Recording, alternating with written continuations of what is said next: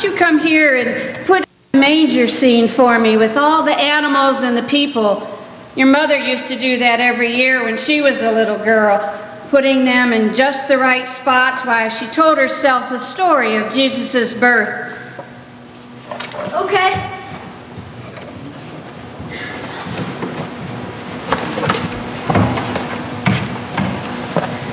And here, Lydia, hide this on a branch on the tree where it's going to be hard to find. A pickle? What's a pickle got to do with Christmas, Grandma? And why do you want me to hide it?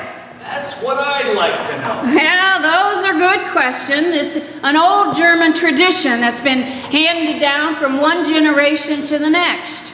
A tradition? What's a tradition?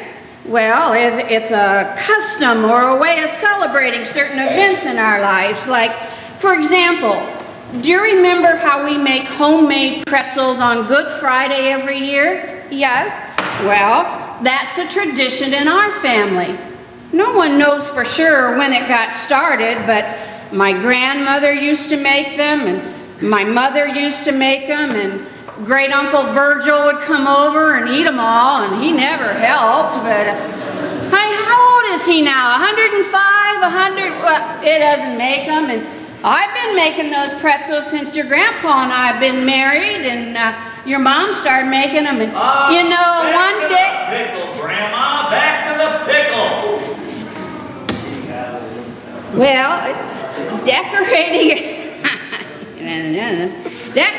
a Christmas tree and the way we celebrate Christmas are traditions, don't you see, that have been passed along for centuries. Tell us about the pickle, Grandma. Tell us about the pickle. Oh, yeah, the pickle. Well, the pickle is a German tradition. You see, in the old days, the mother and father would decorate the Christmas tree on Christmas Eve, and the last ornament that they would hang was the pickle. But they'd hide it under a branch so it'd be hard to find. And then in the morning, when the children came down, the first one to find it would get a special gift. That sounds like fun.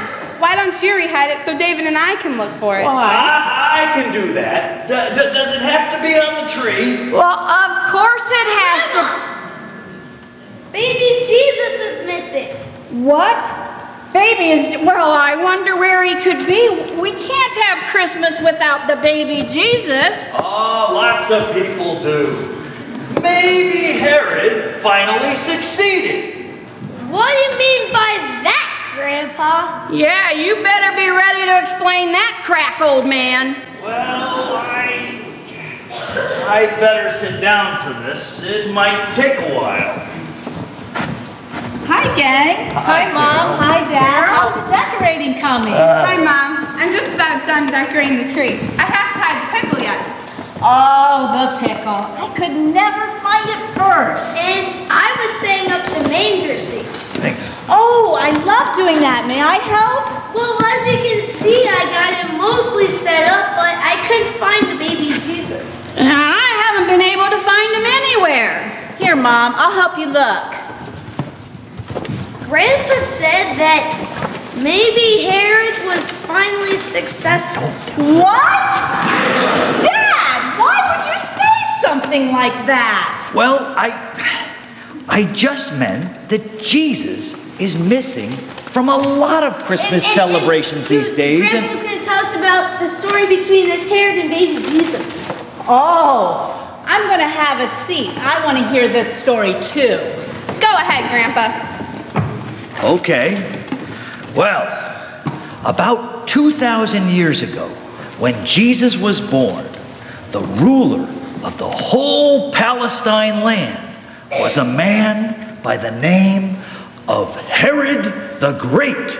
Why was he called Herod the Great? Well, because he had won many battles, and he had so impressed the Roman generals that when it came time to appoint someone to lead the Palestine land, they recommended that Caesar Augustus, the emperor, appoint him as king. Now, he did everything he could to stay on Caesar's good side, and he amassed a lot of power.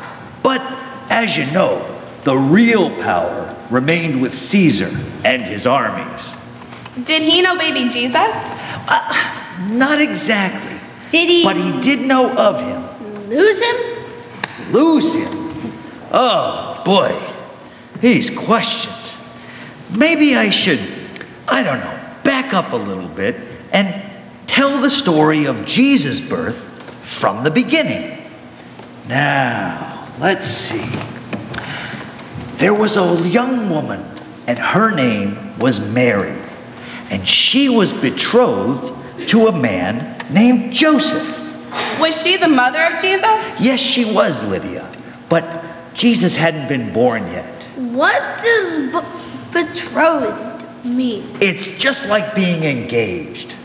What does engaged mean? Grandma, help. Well, it means they agreed to be married sometime in the future. Yes, exactly. That's it.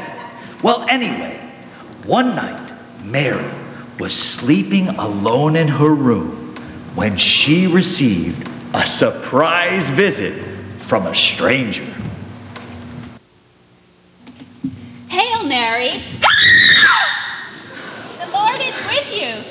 Don't be afraid. I'm the angel Gabriel, and God has sent me to tell you that he has chosen you to bear a son, whom you will name Jesus. He will be great.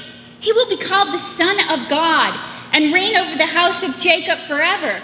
There will be no end to his kingdom. But how can this be? I have no husband. The Holy Spirit will come upon you. This child will be called Holy, the Son of God. How do I know you are who you say you are? Did you ever see a mortal pop through a wall before? No, but why would God pick me? I'm a nobody. Believe me, Mary, God knows what he's doing.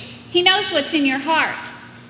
Yes, I'm the servant of the Lord, and I will do what he asks of me. God will watch over you. Was Mary scared? Well, I certainly would be if an angel popped in on me. Yeah. Now, sometime later, Joseph was fast asleep in his shop when the angel Gabriel paid him a visit. Joseph, How did you get in here? put down that board, Joseph. I'm the angel Gabriel, and I have been sent here to give you a message from God. From God? But what would God want to say to me? Don't hesitate to take Mary as your wife. The child she is carrying was conceived by the Holy Spirit.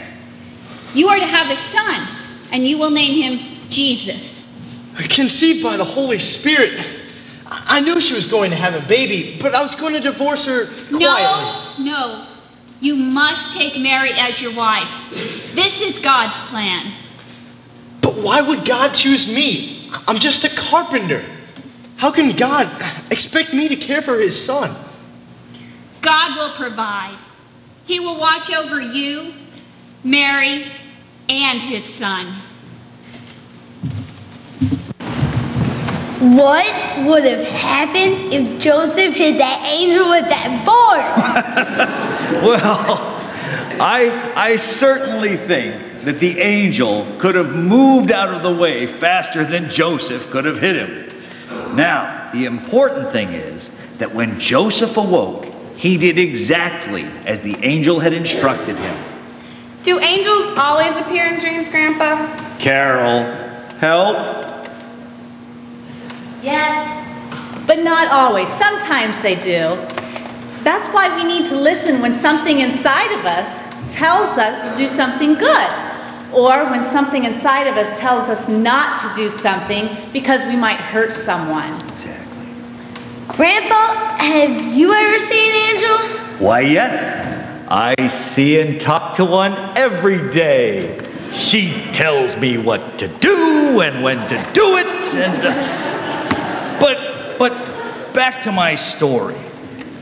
About 8 months after the angel Gabriel had visited Joseph and Mary, there was a whole troop of angels having a choir rehearsal in heaven. Choir choir rehearsal.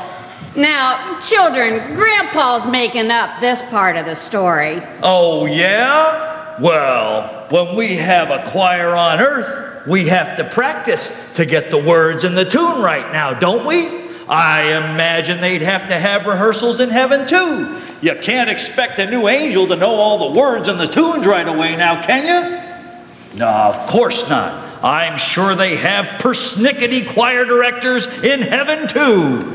That's your father.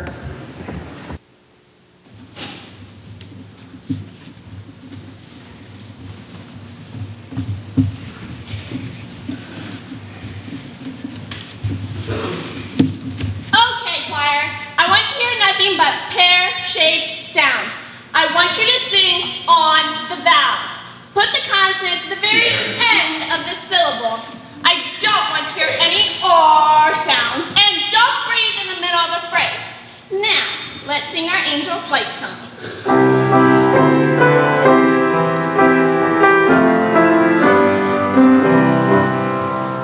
We are all God's angels, messengers for the Lord. Thanks to all our training, we are never bored. We are loyal to our flock, angels round the clock. From our duty we won't shirk, doing angel work.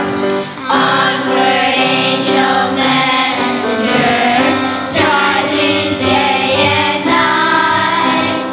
We are always ready and never miss a light.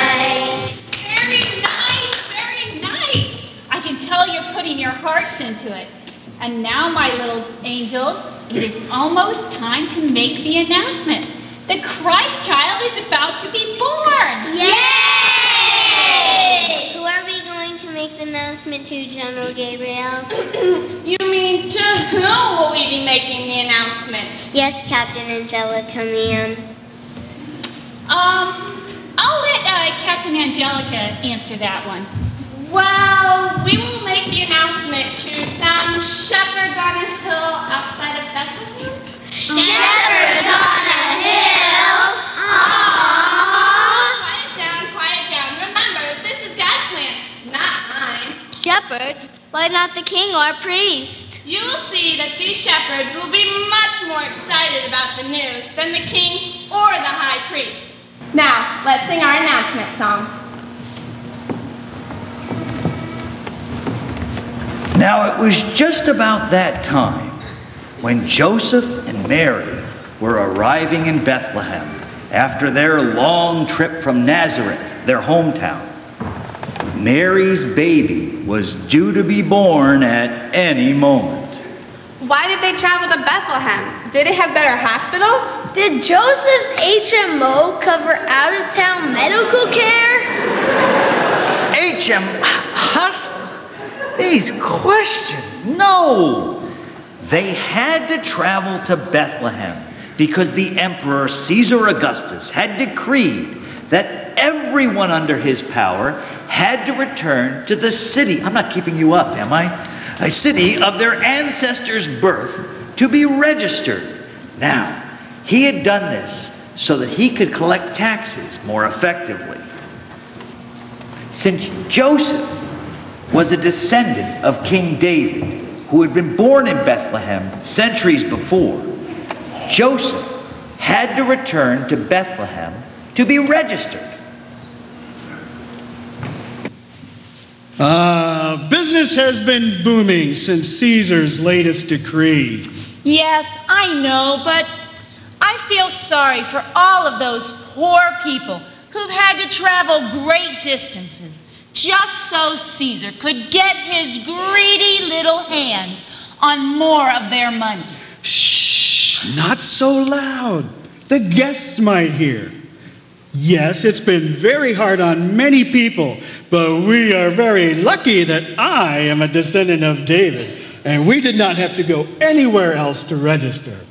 But it's been good for my business, though. Papa, are all those people that are staying here descendants of David? Yes, I guess most of them are. Does that mean they're related to you? Yes, I guess they would be. They sure are a bunch of cheapskates when it comes to tipping. Seeing as how they are relatives of your father, does that give you a clue as to their generosity? That explains a lot. Yeah, they are so demanding. I do not think I'm going to leave mints on their pillows